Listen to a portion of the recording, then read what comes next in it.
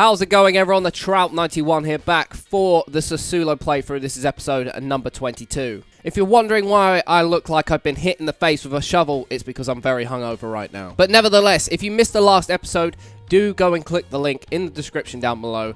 Even click the card in the top right hand corner for you to watch it. In the last episode, we played against Pescara, who we managed to beat 1-0. We had our first leg of the Europa League knockout stages against Ajax. We were at home in the first leg, and it ended in a 1-1 draw. We then went on to play Genoa, who we drew 1-1 against, and then we played against Ajax, who managed to defeat us 1-0 and knock us out the Europa League. It was a tough loss and one we just had to deal with and accept and move on. I was out for revenge. I wanted to get some results under our belt because we've had some ropey form so far. Now, although we were out for blood, we were coming up against Roma, and last time out, Roma absolutely battered us. They ended up winning just 1-0, but it was a game that we were not even close to being in. So going back to the formation we play so regularly and are so familiar with, the 4-1-2-3. Now, Mazzatelli's injured, and Pellegrini have picked up a suspension, so they won't be able to play in today's game.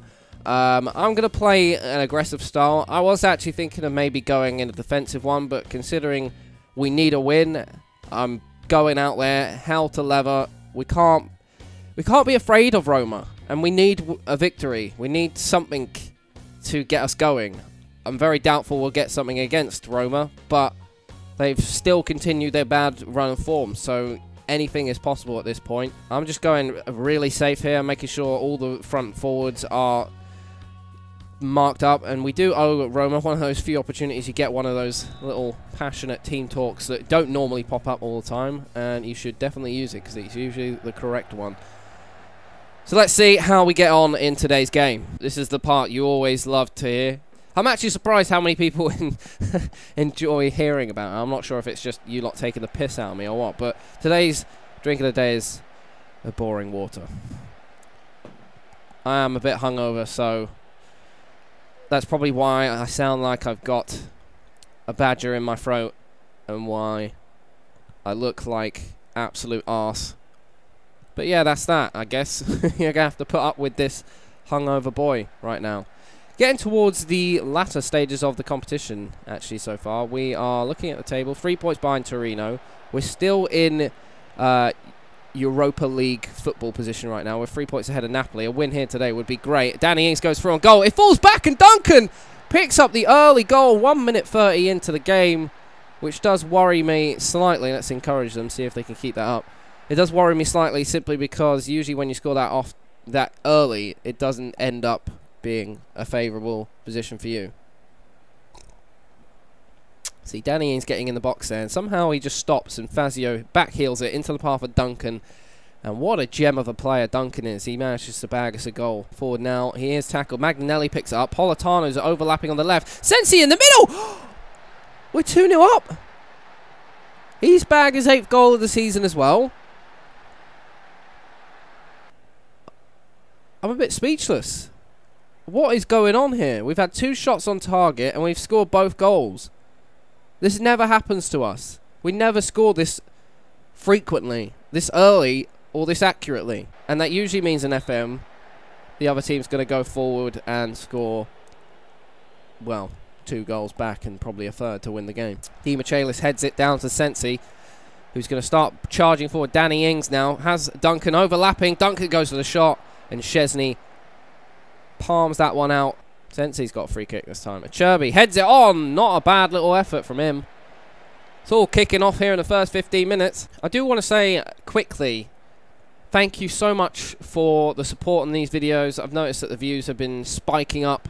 Well, I say spiking like they've been incredible, but they've been increasing, and I'm really happy with that. I think a lot of people, though... Oh, no. Perotti. Okay, he's offside.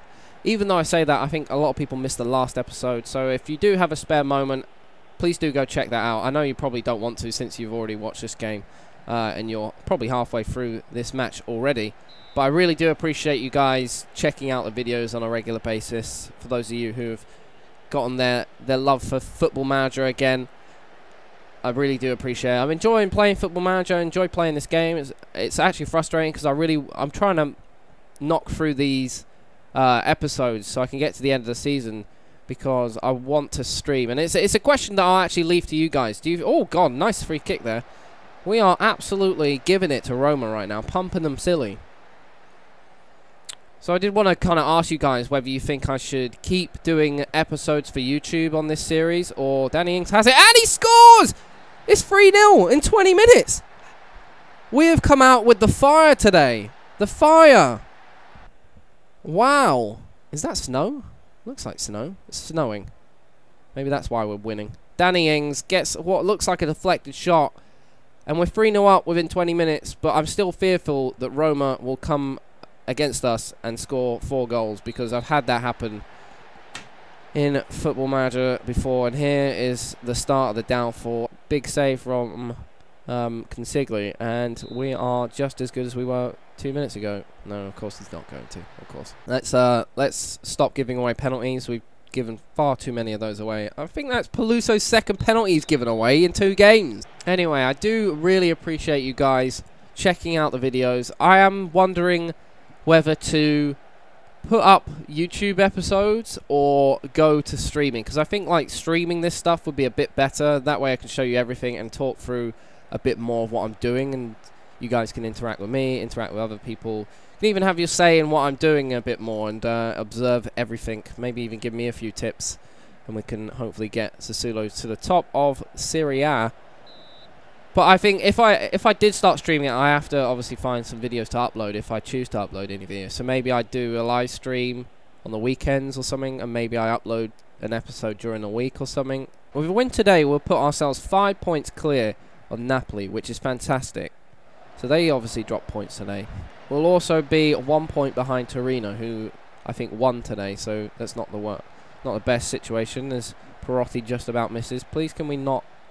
I just want to win. I just want some wins, please. We're also not far. Well, I think we're 8 points behind AC Milan at the moment. And I'm just going to put ourselves on a... Just going to retain the possession and slow it down a little bit. We just need to control the game and the ball. Roma are going to be like, go, go, go, go. And all we need to do is just chill out and hold on to the ball. And hopefully they'll make the mistakes. Although Salah's in through on goal. And Consigli with a big, big save there keeps it from being 3-2. Roma are knocking on the door, and these are the kind of situations I hate, is when you're like, you score 3 goals, and realistically, if you score 3 goals like that, you should be able to get another one. There's nothing stopping you, but at the same time, it's Football Manager, and I think you've probably peaked at 3 goals in 20 minutes. Roma are having a lot of the ball at the moment, 58% possession, and Dzeko is looking like he's hot in front of the goal. I mean, he can't be doing that well, since Roma only have 35 points so far this season. I'm actually going to put Nicolas Frey on defensive fullback. I've already put Peluso there. I just want to make sure we're holding this out. We're not being stupid. We don't need to go roaming for a 4th goal. Salah whips the ball into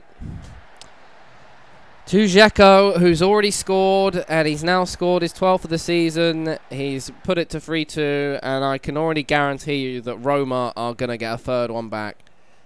And we will not walk away with the win, despite the fact at 3-0 you should easily be walking away with the win. And it's annoying because I can't go full-on defensive, really, because then we're just trying to keep them from scoring for like 40-plus minutes. And it's way too early to be doing that. Maybe I should do that. Come on, Danny. Get a 4th. Oh. To say, although we've looked a bit ropey at the back, our attacking force, I feel like, is definitely a lot better with the addition of Danny Ings in the team. He has been providing quite a few goals, more than I would have expected from someone like Gary Hooper or Emenike. He's linking up well with the wingers, which is always good to see. I think just in general, he's been a positive change to the team. Maybe we need to let up on the hard tackling, because right now we're giving way too many fouls, and I do not want to score a free kick or for one of our players to be sent off. Right. Good off. Don't get complacent out there. The job isn't done.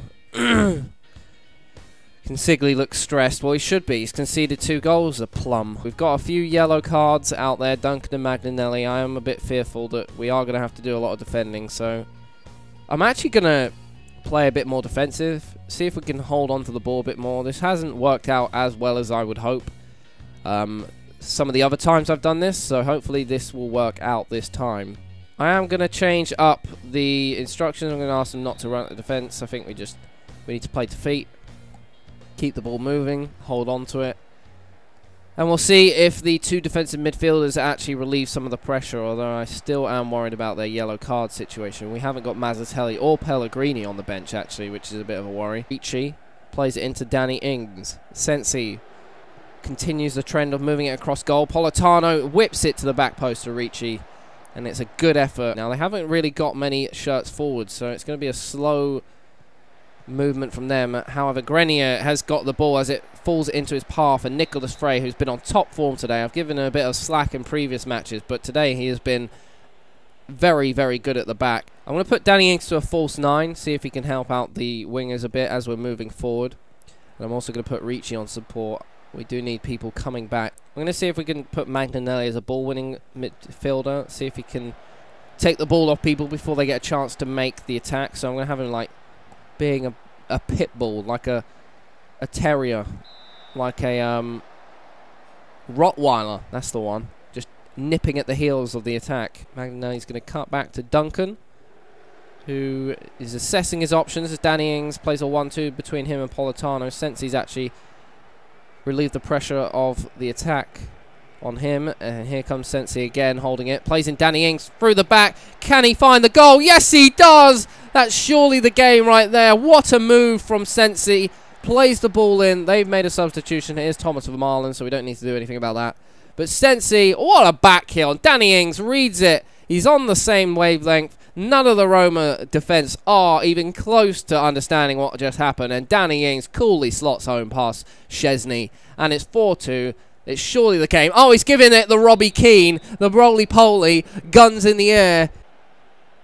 Now, I'd really like to make a substitution, but I can't because I haven't got any midfielders apart from Christian Cannavaro, a little youth player, to realistically bring on for him. Come on.